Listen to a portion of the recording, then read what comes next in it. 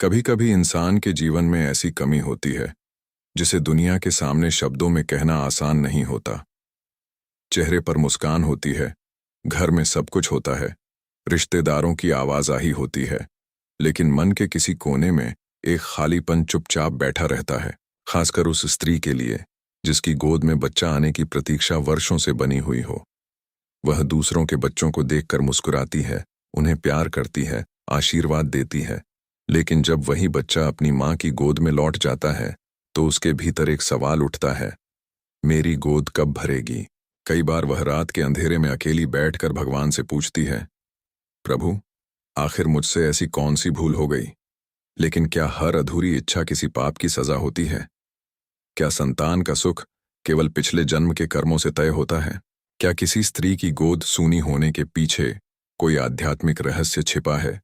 और सबसे बड़ा सवाल, क्या ऐसी स्त्री को स्वयं को दोष देना चाहिए? आज की यह कथा इसी रहस्य को समझने की एक आध्यात्मिक यात्रा है। इसलिए इसे केवल कहानी समझकर मत सुनिएगा, क्योंकि हो सकता है इसके किसी मोड़ पर आपको अपने जीवन का कोई ऐसा प्रश्न दिखाई दे जिसे आपने वर्षों से अपने भीतर छिपा कर रखा है। बहुत समय पहले मिथिला में एक स्त्री रहती थी। उसका नाम था मालिनी। मालिनी का विवाह हुए कई वर्ष बीत चुके थे।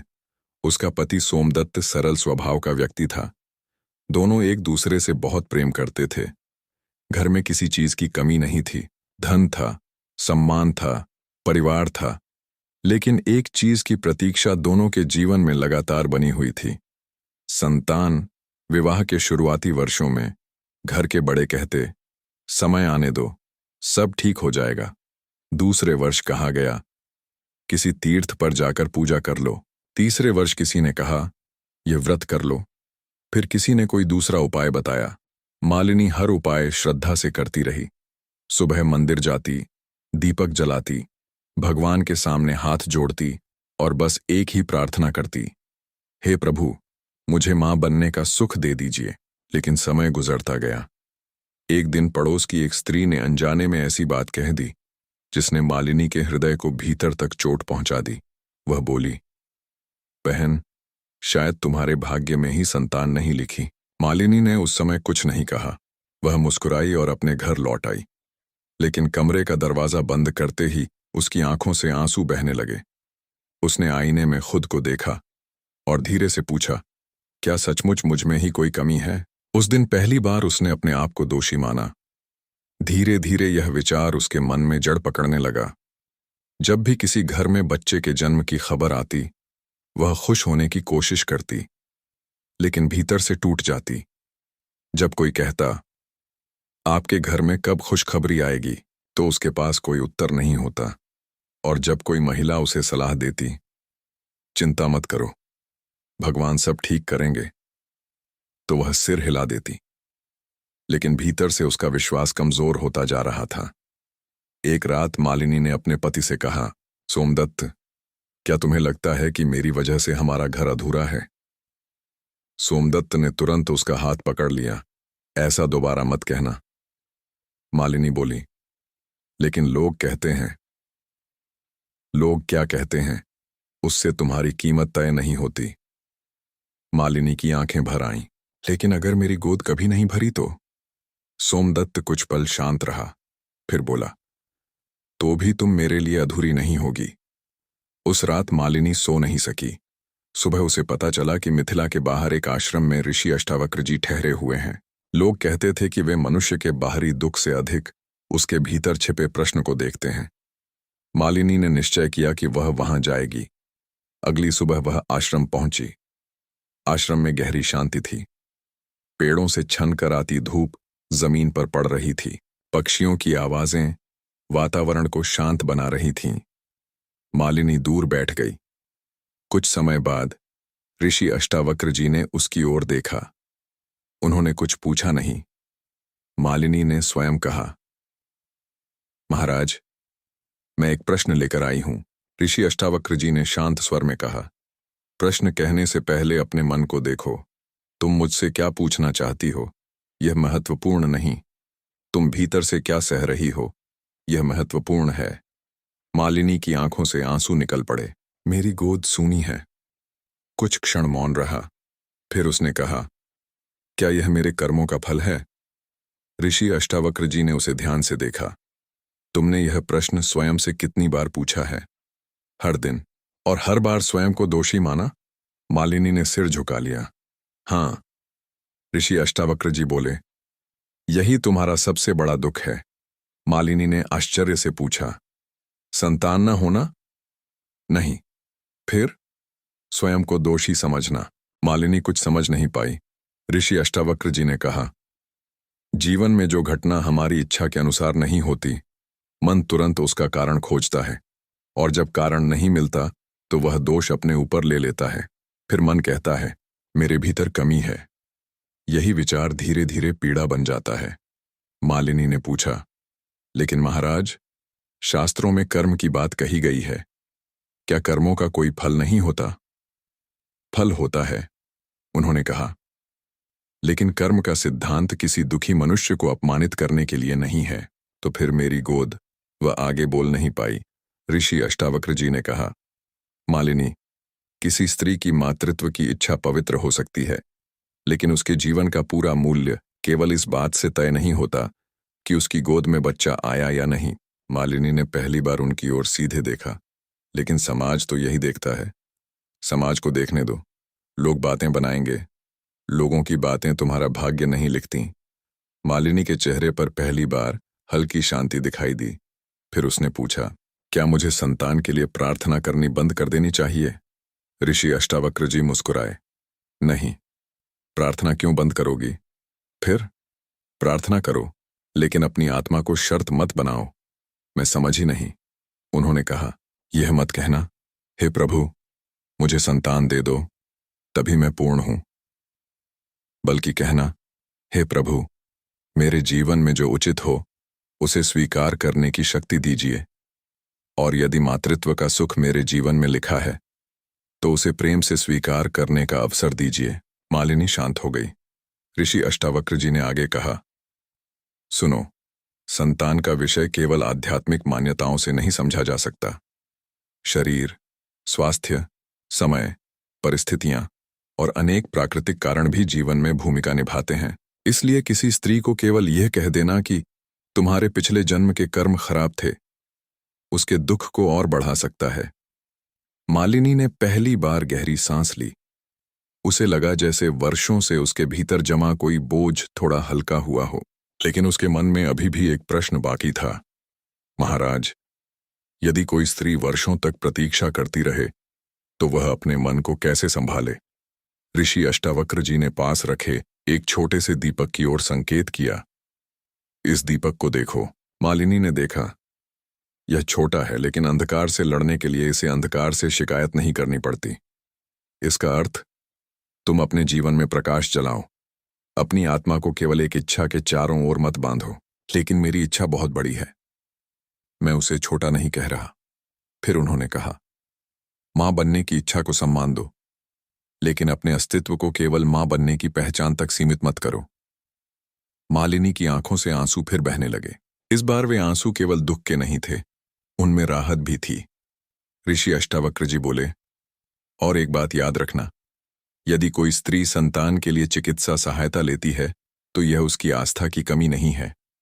यदि वह प्रार्थना करती है तो यह अज्ञान नहीं है। और यदि किसी कारण से उसका जीवन उसकी इच्छा के अनुसार नहीं चलता तो इसका अर्थ यह बिल्कुल नहीं कि वह कम योग्य है। मालिनी ने हाथ जोड़ दिए। महाराज, आज आपने मेरे प्रश्न का उत्तर नहीं दिया। ऋषि अष्टावक्र जी मुस्कुराए। कौन सा प्रश्न? मेरी गोद कब भरेगी?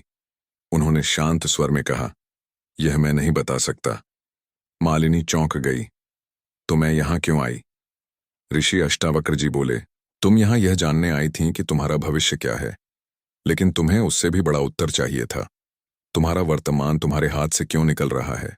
और वह इसलिए निकल रहा है क्योंकि तुम आज को केवल आने वाले कल की प्रतीक्षा में जी रही हो। मालिनी मौन रही। जिस दिन तुम समझोगी कि तुम्हारा जीवन केवल एक परिणाम का इंतजार नहीं है, उसी दिन तुम्हारे भीतर का भय टूटना शुरू हो जाएगा। वह उठी। आश्रम से लौटते समय उसके कदम पहले जैसे नहीं थे।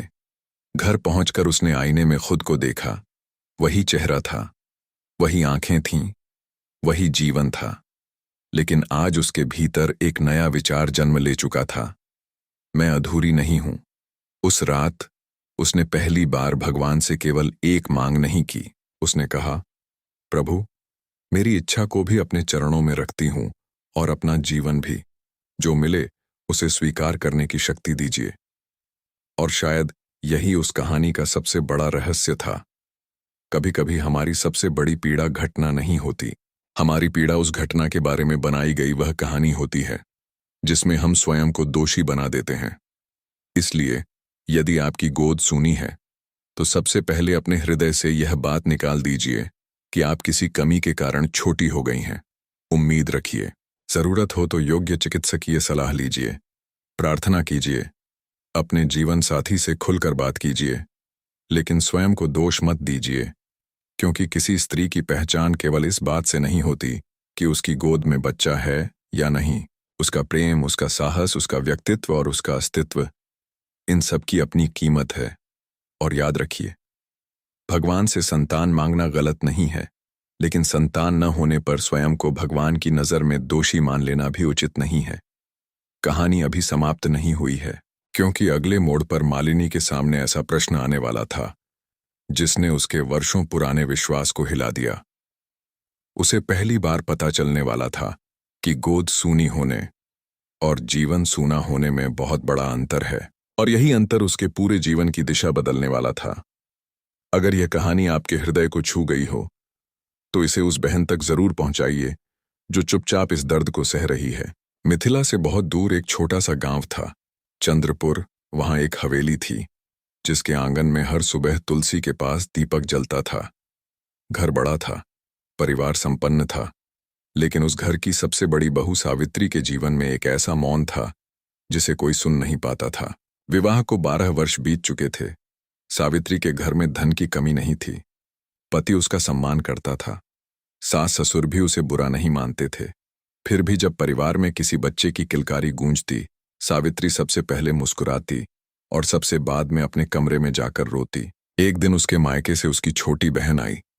उसकी गोद में 6 महीने का बेटा था। सावित्री ने बच्चे को अपनी बाहों में लिया। बच्चे ने उसकी उंगली पकड़ ली। उस पल सावित्री के चेहरे पर ऐसी मुस्कान आई जैसी वर्षों से किसी ने नहीं देखी थी। लेकिन कुछ देर बाद जब उसकी बहन बच्चे को वापस लेकर जाने लगी, सावित्री ने उसे सीने से लगाकर कुछ क्षण आंखें बंद कर लीं। बहन ने पूछा, दीदी, आप ठीक तो हैं? सावित्री ने मुस्कुराकर कहा, हाँ, मैं बिल्कुल ठीक हूं। लेकिन उस मुस्कान के पीछे एक सवाल छिपा था, क्या मेरे जीवन में कभी ऐसा दिन आएगा? उस रात सावित्री बहुत देर तक सो नहीं पाई। आधी रात के बाद वह घर के पुराने मंदिर में चली गई। दीपक के सामने बैठकर बोली, भगवान, अगर मुझसे कोई गलती हुई है तो मुझे बता दीजिए, मैं उसे सुधार लूंगी, लेकिन मुझे इस इंतजार से मुक्त कर दीजिए। अचानक मंदिर के बाहर से किसी के कदमों की आवाज आई। सावित्री ने पीछे मुड़कर देखा। घर के बुजुर्ग सेवक हरिदास खड़े थे। उन्होंने कहा, बहू जी, इतनी रात को यहां? सावित्री ने आंसू पोंछते हुए कहा, नींद नहीं आ रही थी। हरिदास कुछ पल उसे देखते रहे, फिर बोले, क्या मैं आपको एक बात बताऊं? सावित्री ने सिर हिलाया। हरिदास बोले, हमारे गांव से कुछ दूर एक पुराना आश्रम है। वहां एक वृद्ध साधु रहते हैं। लोग कहते हैं वे भविष्य नहीं बताते, लेकिन मनुष्य के भीतर छिपी गांठ पहचान लेते हैं। सावित्री ने पूछा, क्या वहां जाने से मेरी गोद भर जाएगी? हरिदास ने उत्तर नहीं दिया। उन्होंने केवल इतना कहा, शायद आपको उससे भी जरूरी उत्तर मिल जाए। अगली सुबह सावित्री अकेली आश्रम की ओर निकल पड़ी। आश्रम पहाड़ी के नीचे था। वहां कोई बड़ी इमारत नहीं थी। मिट्टी की कुटिया, कुछ पेड़, एक कुआं और सामने खुला आंगन। कुटिया के बाहर एक वृद्ध संत बैठे थे। सावित्री ने प्रणाम किया। संत ने उसकी ओर देखा और बोले, तुम संतान मांगने आई हो? सावित्री चौंक गई। जी, कितने वर्षों से? 12 वर्ष। संत ने पूछा, और इन 12 वर्षों में तुमने क्या खोया? सावित्री ने तुरंत कहा, मां बनने का सुख। संत ने सिर हिलाया। नहीं। सावित्री चुप हो गई। संत बोले, तुमने अपने 12 वर्ष खो दिए। यह सुनते ही सावित्री की आंखें भर आईं। मैं समझी नहीं, वृद्ध ने कहा। तुमने हर सुबह आने वाले उस दिन के नाम कर दी जो अभी आया ही नहीं। आप कहना क्या चाहते हैं?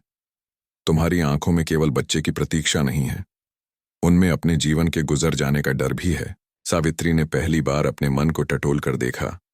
उसे लगा जैसे किसी ने उसके भीतर छिपी बात पकड़ ली हो। संत बोले, तुम्हें सबसे अधिक दुख इस बात का नहीं कि बच्चा नहीं आया, फिर तुम्हें डर है कि लोग तुम्हें अधूरा समझेंगे। सावित्री की आंखों से आंसू बह निकले। हाँ, यही गांठ है। वह कुछ देर चुप रही, फिर बोली, लेकिन समाज की बातें बहुत कठोर होती हैं। संत मुस्कुराए। समाज आज कुछ कहता है, कल कुछ और, लेकिन तुमने समाज की आवाज को अपने अंतर्मन की आवाज बना लिया। सावित्री ने पूछा, तो क्या मां बनने की इच्छा छोड़ दूं? किसने कहा? फिर मैं क्या करूं? वृद्ध संत ने सामने पड़े मिट्टी के एक खाली पात्र को उठाया। इसे देखो, इसमें कुछ नहीं है। तुम्हें क्या दिखाई देता है? खाली पात्र। संत बोले, लेकिन मैं इसमें संभावना देखता हूं। सावित्री ने उनकी ओर देखा। खाली होना और बेकार होना एक बात नहीं है। ये शब्द सावित्री के हृदय में उतर गए। संत ने कहा, मनुष्य अक्सर जिस चीज की कमी होती है उसी को अपनी पहचान बना लेता है। किसी के पास धन नहीं तो वह स्वयं को गरीब समझता है, किसी को सम्मान नहीं मिलता तो वह स्वयं को छोटा समझता है, और किसी स्त्री की गोद में संतान नहीं आती तो वह स्वयं को अधूरा समझने लगती है। लेकिन क्या यह भावना गलत है? दुख गलत नहीं है। दुख के कारण स्वयं को तुच्छ समझना गलत है। सावित्री ने सिर झुका लिया। तभी संत ने एक और बात कही, और सुनो, संतान का प्रश्न केवल भाग्य या कर्म का प्रश्न बनाकर देखना उचित नहीं। इसके पीछे स्वास्थ्य, जैविक कारण, आयु, परिस्थितियां और कई दूसरे कारण हो सकते हैं। इसलिए किसी स्त्री को यह कह देना कि तुम्हारे पिछले जन्म के कर्म खराब हैं, उसके मन पर अनावश्यक बोझ डालना है। सावित्री ने पूछा, तो फिर कर्म का क्या? कर्म का अर्थ यह नहीं कि हर पीड़ा के लिए स्वयं को दोष दो। कर्म हमें अपने वर्तमान आचरण को बेहतर करने की प्रेरणा देता है। वह पहली बार हल्का महसूस करने लगी। संत ने पूछा, तुमने अपने जीवन में आखिरी बार अपने लिए क्या किया था? सावित्री सोचने लगी। कुछ पल बाद बोली, मुझे याद नहीं। यही तुम्हारी सबसे बड़ी थकान है। मैं तो बस मां बनने की प्रतीक्षा करती रही, और इसी प्रतीक्षा में पत्नी होना भूल गई। सावित्री की आंखें फैल गईं। संत बोले, तुमने अपने पति के साथ कितनी बार बिना इस विषय की चिंता किए हंसकर भोजन किया? वह चुप रही। कितनी बार अपने लिए कहीं घूमने गई? मौन। कितनी बार बिना किसी बच्चे को देखकर अपने भविष्य की तुलना किए किसी बच्चे को आशीर्वाद दिया? सावित्री की आंखों में आंसू आ गए।